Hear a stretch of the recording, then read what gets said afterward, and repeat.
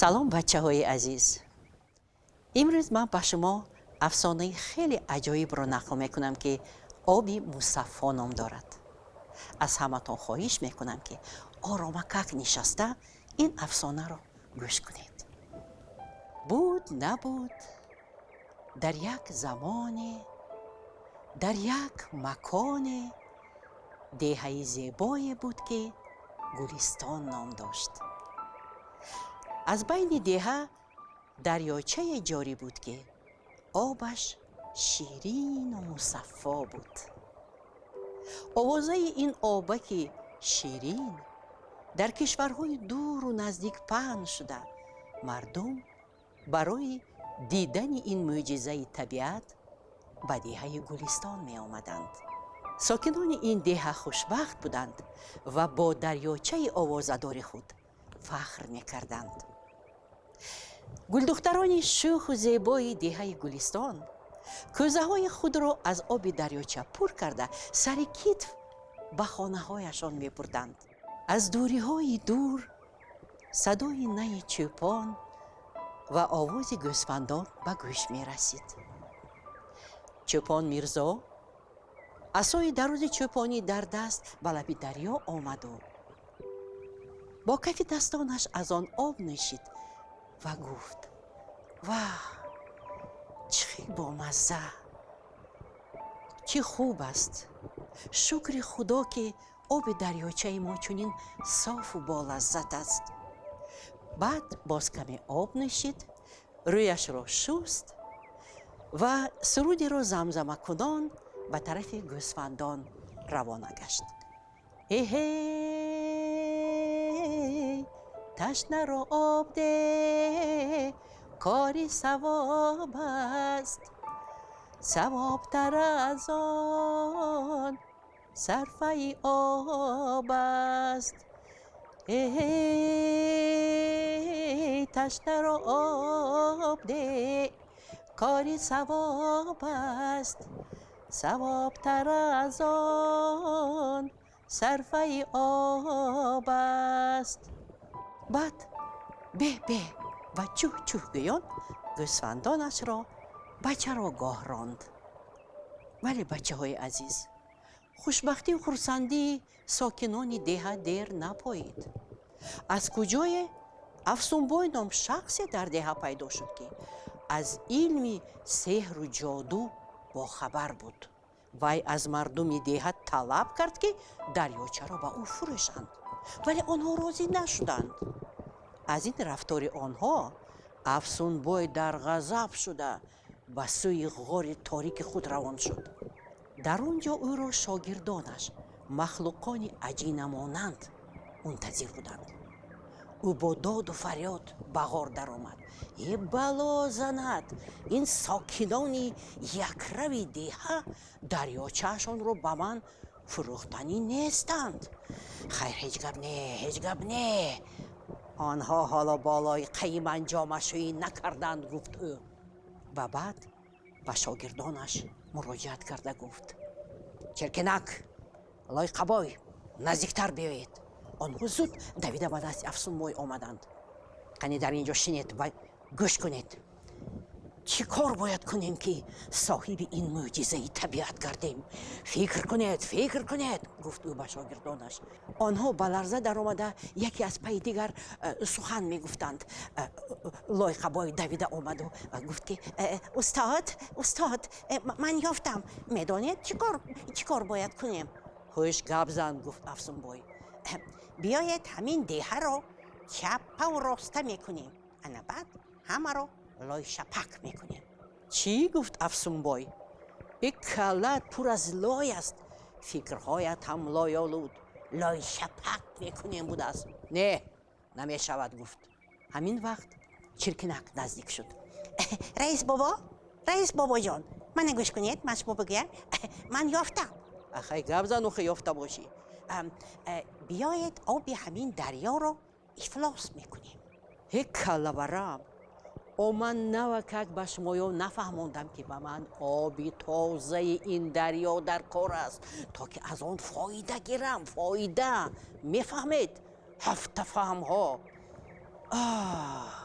می‌دانید اگر من صاحب این دریاچه شوم، آخر من ثروتمند و حتی شاید حاکم کشور می‌گردم. انا بعد آنها همه با سری خم تعظیم کرده من ازدم می‌آیند. فهمیدید؟ فهمیدیم گفتند شاگردان. ولی شما گفتید که آنها به شما دریاچه رو فروختنی نیستند. شما آنها رو مجبور کرده نمی‌توانید. پس چیکار کنیم؟ راست میگویید گفت افسونبای. به خوبی آنها راضی نمیشوند که من صاحب دریاچه شوم. پس بگذار همین خیلی شود، نه به ما و نه به آنها. من یک نقشه دارم، گوش کنید. ما باید کاری کنیم که این دریاچه را با دستان خود مردم همین دهه افلاس کنیم. فهمیدید؟ فهمیدیم گفتند آنها. پس باید از پی کار شوید. ای شما بلا رئیس بابا گفتند شاگردانش. این ما قایل به عقل و خرد شما قایل ما. زنده باد افسونبای، زنده باد افلاسی، یک جای داد زده گفتند آنها. و افسونبای به آنها گفت خیر شد بس اکنون باید از پی کار شوید. خودی حاضر بده همی روید و با همه نیرنگ و مکر و حیله خود به دل و به مغز آدمان در آمده آنها را مجبور می سازید که خودشان دریاچه را افلاس کنند. فهمیدید؟ فهمیدیم. پس روید از پی کار شوید زودتر. و شاگردان با وفایش زود به طرف ده روانه شدند. آنها هر مکر و حیله را به کار برده مردم را به دام خود افشاندند. آدمان دیگر فکر تازگی رو نمی کردند. تمام پرتوهای خانه و دیگر چیزهای افلاس و بد را برآورده راست به دریا می پرتافتند. حتی چوپان میرزا که از آب تازه و مصفای این دریا حلاوت می برد، گوسفندانش را آورده در آن می شست و آب دریاچه را غشت می نمود. نهایت ساکنان دهه و پیش از همه کودکان به بیماری ها گرفتار شدند. عاقبت چنین شد که یک قسم از ساکنان دهه خانه های خود را ترک کرده به جایهای دیگر کوچیده رفتند. ولی روزی از روزها در راه به سوی دهه گلستان گلاندام نام دخترک خوش لباسی پیدا شد. وی کلوار زیبایی در کتف با جرأت قدم زنان به سوی دهه می رفت. وقتی که به دهه نزدیک شد در لب دریا پیرزنی را دید که در لب دریا به فکر فرو رفته می نشست. پیرزن دخترک را دیده حیران شد. تو کیستی؟ گفت او. حوری یا پری؟ آسمانی یا زمینی؟ السلام بیبی جان. نام من گلاندام.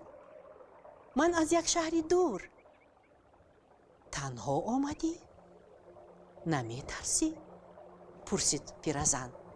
نه، نمی ترسم و نمی لرزم، چون که من دعای بیبیم را گرفته آمدم. آوازه آب شیرین و مصفای دریاچه شما و بدبختی به سرتان آمده را شنیده و اینجا آمدم. همین است دریاچه تعریفیتان، گفته دخترک به طرف دریاچه اشاره کرد. دخترم، گفت پیرزن، یک وقتها آب دریاچه دهه ما صاف و با لذت بود، ولی حالا به قول شاعر تو نپرسو من نگویم. افسونبای جادوگر همراه شاگردانش با فریب و نیرنگ مردم را به دام خود افشانده همه جای را افلاس کردند. راست میگویی دختر جان، به همه این خودمان گناهکاریم. آرام شوید بیبی جان، گفت گلاندام. راه چخیل از این بدبختی خلاص شدن را من میدانم. آخر تو کودکی، گفت پیرزن. هیچ گپ نه، کودک هم باشم با سوادم، گفت گلاندام. خود حاضر رفته به مردم دهه بگوید که آنها به طور حشر دریا را از تمام افلاسی ها تازه کنند. بز و گوسفندان را به دریا نزدیک شدن نمانند.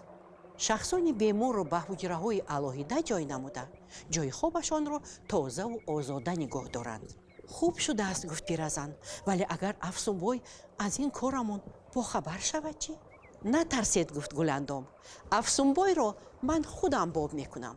ба воситаи доруву дармони худ сеҳру ҷодуяшро мешиканам. шумо гуфтаҳои маро иҷро кунед, он тарафаш ба зиммаи ман. ҳамин тавр сокинони деҳа қоидаҳои беҳдоштирориоя намуда, оби дарёчаро боз тозаву мусаффо гардонданд. афсунбои ҷодугар низ аз рафтори ношоистаи худ тавба карда, яке аз шахсони обрӯманди деҳа гардид. мардум ба вай вазифаи миробро месупоранд. шогирдони ӯ лойқабой ва чиркинак, ҳамчунин дигар ҳашаротҳои зараровар тозагиву озодагии мардуми деҳаро дида, думашонро хода карда аз он ҷо гурехтанд. сокинони деҳа ба гуландоми ҷасур изҳори миннатдорӣ баён намуда, ҳама якҷоя дар лаби дарёча сурудхонон рақсу бозӣ мекарданд. ҳамин буд афсонаи имрӯзаи мо. бачаҳои азиз, шумо ҳам ба монанди сокинони деҳаи гулистон обҳои мусаффои диёратонро чун гавҳараки чашм эҳтиёт намуда, солиму бардам бошед. хайр, азизони дилам, то барномаҳои оянда.